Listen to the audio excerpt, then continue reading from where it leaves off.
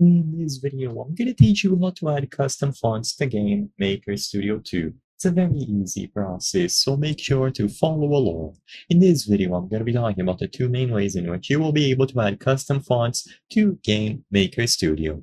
So to do this, you will either need to download fonts to your computer or simply get presets available on the marketplace. So the most straightforward way to do it is just to download fonts on your computer. So as you might be aware, you have specific fonts pre-installed when you set up any operating system. So for example, on Windows, you will have Arial, Arial Black, Times New Roman, and so on. These are all default. However, you can visit websites like this one, and you can find a bunch of fonts.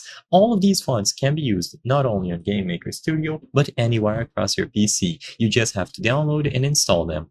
Once they are installed on your computer, you will be able to go into the font editor, and by choosing this option highlighted here, selected font, you can choose any font that is currently available in your system. So all that you have to do is download a custom font into your OS or system, and then you will be able to use it.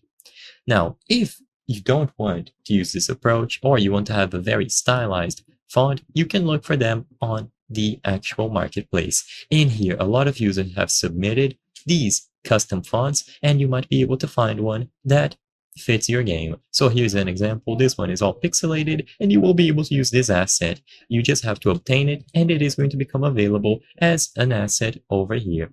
So choose whichever option you want. Either a more standard font that you can just download and have available on your system, or alternatively get fonts from the marketplace as assets, and you will be able to use them as long as they are imported into your computer. I hope I was able to help you on how to get custom fonts to Game Maker Studio 2. If this video helped you, please be sure to leave a like and subscribe for more very easy tips. Thank you for watching.